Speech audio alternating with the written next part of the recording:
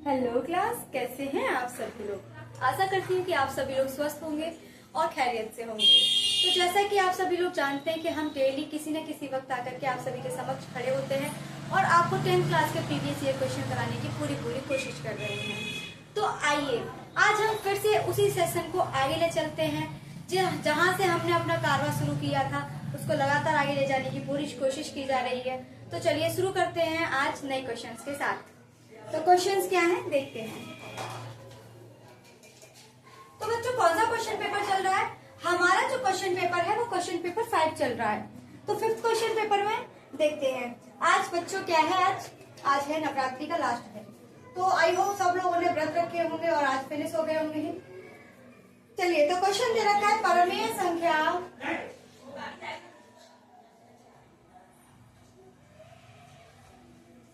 343/2500 के हर को 2 की पावर 5 मल्टीप्लाई 5 की पावर n के रूप में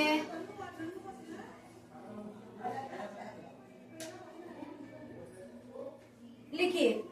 उसने कहा है कि जो ये संख्या दे रखी है इसके हर को 2 की पावर n और 5 की पावर n की फॉर्म में हमें लिखना है। तो चलिए लिख लेते हैं कैसे लिखा जाएगा। तो सबसे पहले हम क्या करेंगे, क्वेश्चन को उतारेंगे यहाँ पर 343/2500। अब हम क्या करेंगे, इसका ले लेंगे बेटा एलसीएम। तो ले लेते हैं एलसीएम। तो मैंने एलसीएम लिया 5 5 जा 25, 5 1 जा 0, 5 2 जा 5 4 जा 2 2 जा और 2 2 जा 1। आई होप आप लोगों को ये समझ में आ गया होगा कि ये एलसीएम कैसे किया गया है। अब हम इसमें क्या करेंगे, इसमें देखेंगे कि ये कितने हैं। टोटल है आपके 4, 5 है आपके 5 मल्टीप्लाई 5 मल्टीप्लाई 5 मल्टीप्लाई 5 और ये है आपके 2 मल्टीप्लाई 2। तो ये क्या होगा बेटा 5 की पावर 4 और 2 की पावर 2, यानी कि इसका जो हर है तो हर क्या होगा बेटा आपका 5 की पावर 4 मल्टीप्लाई बाई 2। यही आपका आंसर होगा। आई होप इस क्वेश्चन को आप बहुत अच्छे से समझ चुके होंगे। इसमें कोई रॉकेट साइंस नहीं था। अगर समझ में आ गया है तो प्लीज उतार लीजिए अपनी कॉपी पर।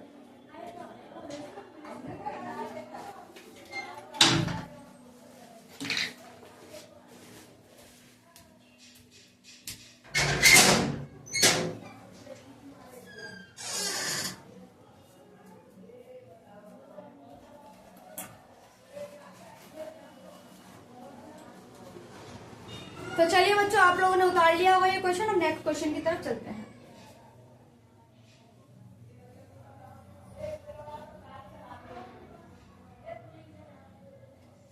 देखिए नेक्स्ट क्वेश्चन क्या है।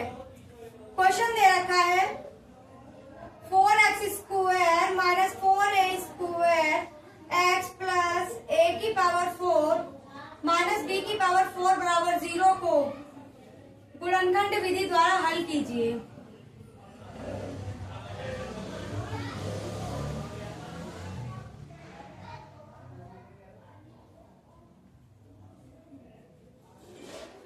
आपको इसे बेटा गुणनखंड विधि द्वारा हल करना है।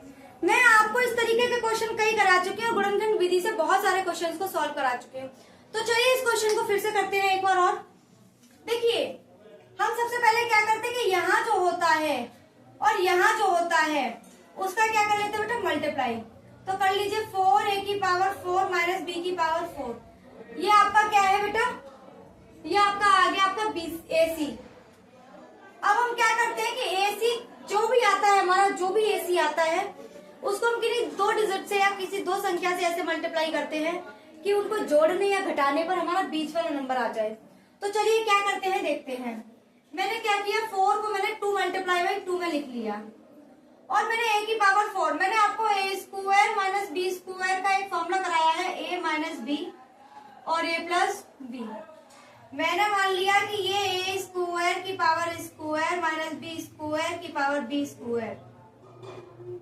ठीक है, अब हम क्या करेंगे, ये वही हो गया तो एक बार जोड़ देंगे और एक बार घटा देंगे।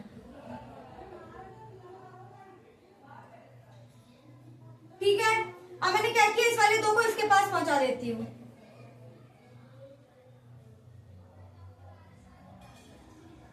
बेटा ये हमारा आ गया क्वेश्चन। अब देखिए आपको क्या करना है, जरा इनको जोड़कर देखिए एक बार। मैं इनको जोड़कर देखती हूँ। 2a square plus 2b square plus 2a square minus 2b square. 2b square से 2b स्क्वायर कैंसिल, कितना आ गया 4a स्क्वायर, और हमें क्या लाना है 4a स्क्वायर। यानी कि मैं इसकी जगह पे 4a स्क्वायर एक्स की जगह पर ये लिख सकती हूँ। क्या मैं ये लिख सकती हूँ? क्या बताइए, आप लोग लिख सकती हूँ? जी हाँ मैं लिख सकती हूँ। तो चलिए मैं लिख देती हूँ इसको। कैसे लिखेंगे, आइए।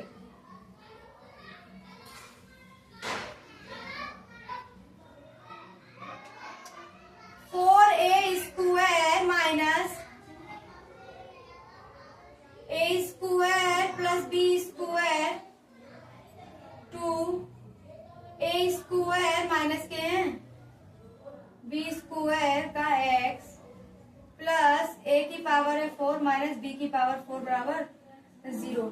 आई होप आप लोग यहाँ तक क्या हो गए होंगे, सहमत हो गए होंगे। सॉरी यहाँ प्लस में बीच में प्लस आएगा, बीच में क्या आएगा प्लस आएगा। तो चलिए सॉल्व करते हैं। 4a स्क्वायर माइनस का अंदर मल्टीप्लाई कीजिए, माइनस का 2a square minus b square x। यहाँ तक आई होप आप लोग को समझ में आ गया होगा। मुझे नहीं लगता कि यहाँ पर कोई भी प्रॉब्लम आपको फेस होगी। मैंने क्या किया, इसमें से 2 कॉमन ले लिया। क्या कॉमन ले लिया 2। यहाँ पे बेटा x स्क्वायर है, मैंने 2x कॉमन ले लिया। जब मैंने 2x कॉमन लिया तो इसमें से क्या बचा आपका 2 और x माइनस 2 निकल गया, x निकल गया, अंदर क्या बचा a स्क्वायर प्लस का है b स्क्वायर। अब मैंने इसमें से क्या कॉमन ले लिया माइनस के 1। जब मैंने माइनस का 1 कॉमन लिया, और बेटा क्या कॉमन आ रहा है बेटा मेरा उसमें से, मेरा इसमें से आ रहा है बेटा a square minus b square, क्योंकि इसमें भी a square minus b square है और ये भी है, तो मैंने ये बाहर निकाल लिया।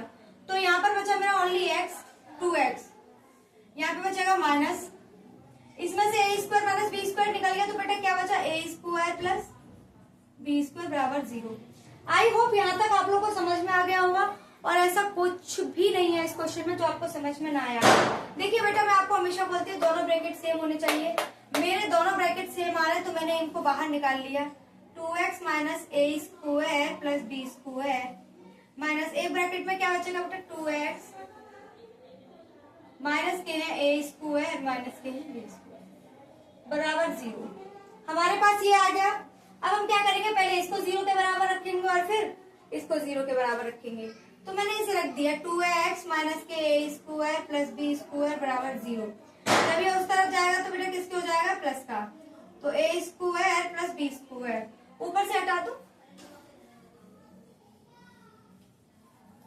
हाँ तो देखिए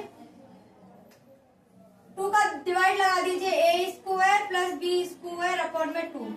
एक तो x की वैल्यू हमारी ये निकल के आ गई। अब हम इसको भी रखेंगे 0 के बराबर। 2x minus a square minus b square बराबर 0। 2x को यही रखिए और a square minus b square वहां आ गया। जरा 2 का डिवाइड लगाइए, a square minus b square बट्टे 2। एक हमारी वैल्यू ये आ गई और एक हमारी वैल्यू ये आ गई। आई होप आप लोगों को ये क्वेश्चन समझ में आ गया होगा कैसे करना है, देख लीजिए। तो चलिए अब मैं नेक्स्ट क्वेश्चन की तरफ बढ़ती हूँ।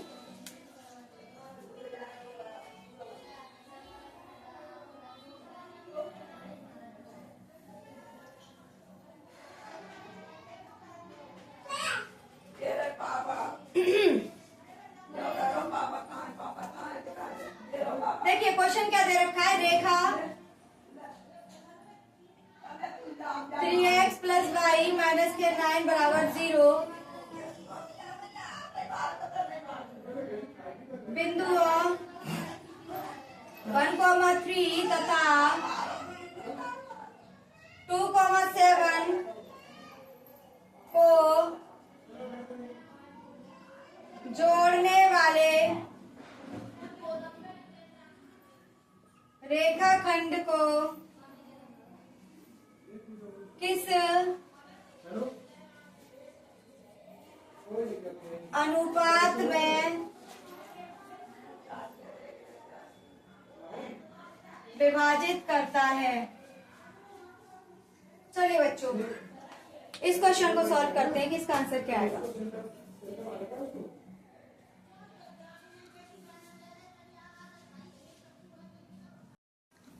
हाँ, तो दोस्तों हम लोग क्वेश्चन कर रहे थे कि रेखा इसके बिंदु 1,3 तथा 2,7 को जोड़ने वाले रेखाखंड को किस अनुपात में विभाजित करता है।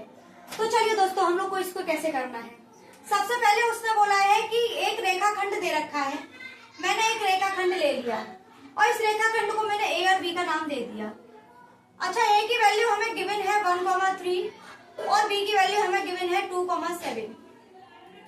उसने बोला है कि जोड़ने वाले रेखाखंड को किस अनुपात में विभाजित करती है। कौन ये एक रेखा है जो इस रेखाखंड को किस अनुपात में विभाजित करती है, हमें ये देखना है। यानी कि हमारे पास एक पॉइंट दे रखा है P, मैंने मान लिया ये, हमने कोई एक पॉइंट मान लिया P, जहां पर कोई रेखाखंड है, रेखाखंड को कोई रेखा काट रही है।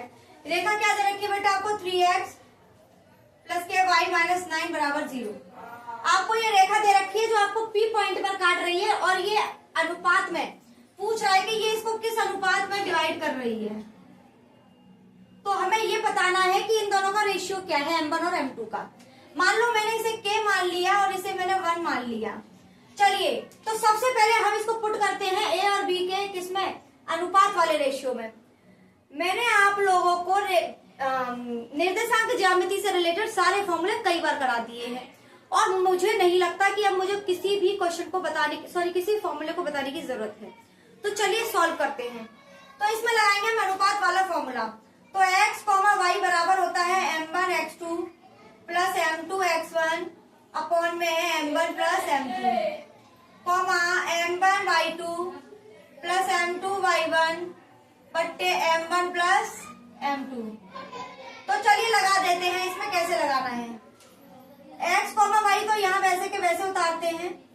m1 की वैल्यू हमें बेटा दे रखी है 1, x2 बेटा ये x1 है, y1 ये x2 और ये y2, तो y2 की वैल्यू 2, x2 की वैल्यू 2 सॉरी, m2 की वैल्यू k और x1 की वैल्यू 1 अपॉन में k + 1 आ गया।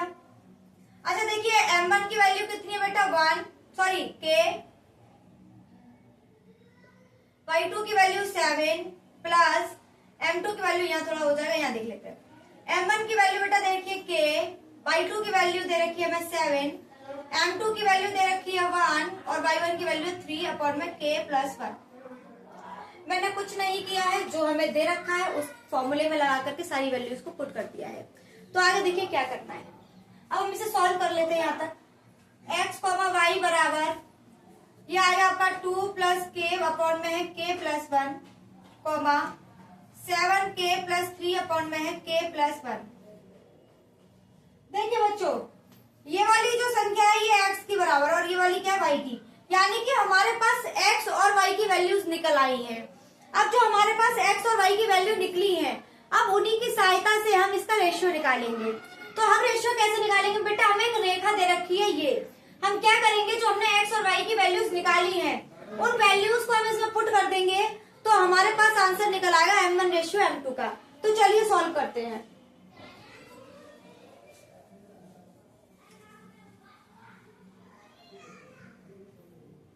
तो हमें रेखा दे रखी है, रेखा 3x + y - 9 = 0 में x तथा y का मान रखने पर रख देते हैं बेटा। x की वैल्यू 3, x की वैल्यू देख रखी है 2 + k अपॉन में k + 1, 2 + k अपॉन में k + 1। फिर हमें दे रखी है बेटा प्लस के है, y की वैल्यू कितनी दे रखी है 7k + 3 अपॉन में k + 1 - k 9 = 0। अब हम क्या करेंगे बेटा, इसको सॉल्व कर लेते हैं। 3 का अंदर मल्टीप्लाई कीजिए 6 + 3k अपॉन में k + 1 प्लस 7k + 3 अपॉन में k + 1। 9 को उस तरफ ले जाइए, किसका हो जाएगा बेटा, प्लस का हो जाएगा। अब हम क्या करेंगे बेटा, इसका ले लेंगे हम एलसीएम। तो जब भी दोनों संख्या सेम होती है तो उसका एलसीएम एक बार लिया जाता है k + 1, और दोनों संख्या सेम होती है तो ऊपर की संख्या वैसे की वैसी उतर जाती हैं। आई होप यहाँ तक आप लोगों को समझ में आ गया होगा, कोई परेशानी कोई समस्या होनी नहीं चाहिए। तो देखिए आगे क्या करना है हमको, ये आ गया। अब देखिए 6 और 3 9, 7 और 3 10, उधर चला जाएगा 9 में k+1 का मल्टीप्लाई कर लेंगे।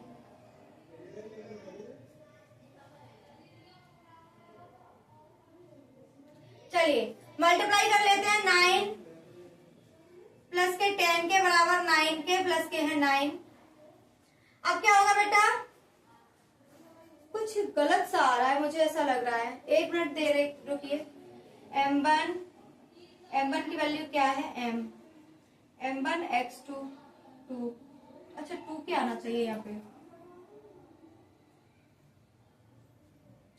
ये आएगा आपका। तो 6k प्लस के है 3, वहां थोड़ी सी गलती है बेटा, उसे सही कर लेना। वहां पर जो x की वैल्यू 2k प्लस बनाएगी ना कि 2 प्लस की आएगी, उसमें थोड़ी मिस्टेक होगी, उसको रीराइट कर लेना। तो 7 और 3 कितने हो गए बेटा आपके। अब देखिए अब क्या होगा, 7 और 6 13 के, 3 और 3 6 बराबर हो जाएगा 9k+1। मल्टीप्लाई कीजिए, 13k प्लस 6 बराबर 9k+9। अब हम क्या करेंगे बेटा, चेंज कर लेते हैं। 9k को इस तरफ ले आइए और 6 को उस तरफ ले जाइए। 13k माइनस के 9k बराबर 9 माइनस के है 6। 13 में से 9 काटोगे बेटा 4 के बचा, और 9 में से 6 काटोगे तो कितना बचा आपका 3। यहीं पे कर देती हूँ। तो 4k बराबर 3, तो k बराबर 3/4। तो बेटा हमारे पास रेशियो निकल के आ गया 3:4। कितना आ गया 3:4, m1:m2। यही बेटा क्या होगा हमारा आंसर होगा। तो ये किस रेशियो में बांट रहा है इसे, 3:4 में। यही क्या बेटा इसका आंसर है। आई होप ये क्वेश्चन आप लोगों को समझ में आ गया होगा। अगर समझ में आ रहा है तो इसको उतार लीजिए। अगर आप लोगों को कोई समस्या कोई परेशानी बन रही है, अगर आपको क्वेश्चन समझ में नहीं आ रहा है तो प्लीज मुझे मैसेज कर सकते हैं आप लोग, जिससे कि मैं आप लोगों का जल्द से जल्द क्वेश्चन आंसर देने की कोशिश करूंगी। तो चलिए नेक्स्ट क्वेश्चन करने की कोशिश करते हैं।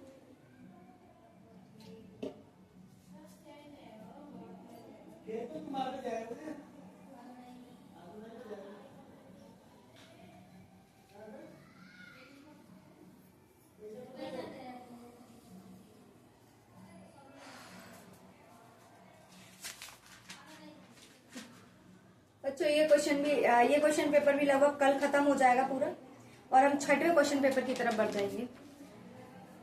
काफी फास्ट चल रहे हैं हम लोग।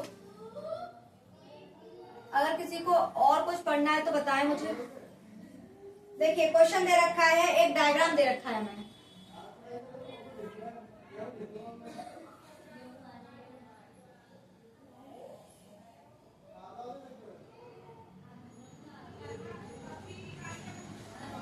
ये 2 सर्कल दे रखे हैं और उसमें कहा है कि निम्नांकित आकृति में ए बी और सी डी समान त्रिज्याओं वाले 2 वृत्तों की उभयनिष्ठ स्पर्श रेखाएं हैं। यानी कि 2 वृत्त दे रखे हैं जिसमें सी और डी क्या है बेटा आपकी, सॉरी ए बी, ये क्या है बेटा आपकी, ये 2 स्पर्श रेखाएं दे रखी हैं। उसने बोला है सिद्ध कीजिए ए बी बराबर सी डी है। तो सिद्ध कीजिए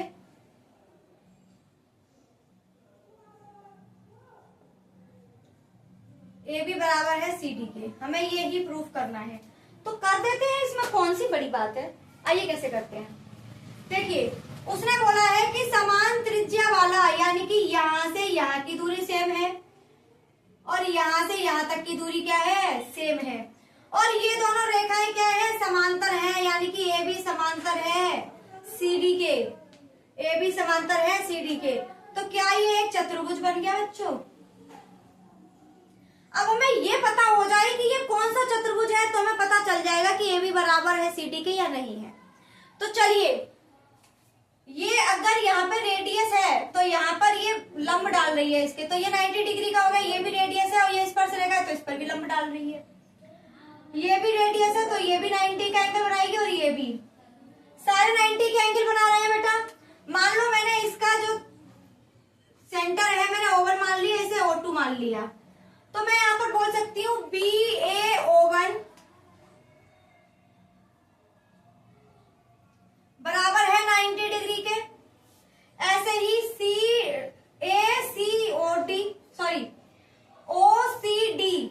OCD बराबर होगा 90 डिग्री के। आप लोगों को कोई समस्या तो नहीं, मैंने ऐसे किया है। अब जरा इसको देख लेते हैं, ABD या फिर ABO2 लिख लो। ABO2 बराबर है 90 डिग्री के। ऐसे ही O2DC ये भी कितने के बराबर है? 90 डिग्री के। आप देखिए सारे के सारे एंगल कितने बराबर है? 90 डिग्री के बराबर है। ये इसके बराबर है, ये इसके बराबर है, यानी कि ये वाली भुजा क्या हो गई? आपस में दोनों बराबर हो गई। तो हमने ये निकाला कि AC बराबर हो गई BD के। जब AC बराबर है BD के और सारे के सारे एंगल बन रहे हैं 90 के, तो यह एक आयत होगा।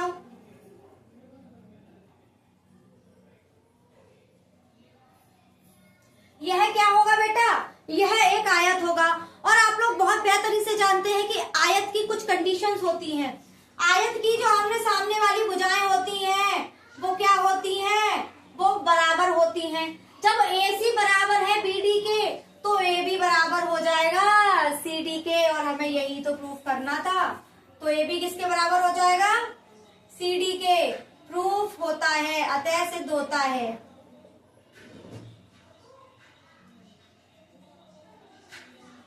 आई होप कि आप लोगों को ये क्वेश्चन बहुत ही अच्छे से समझ में आ गया होगा।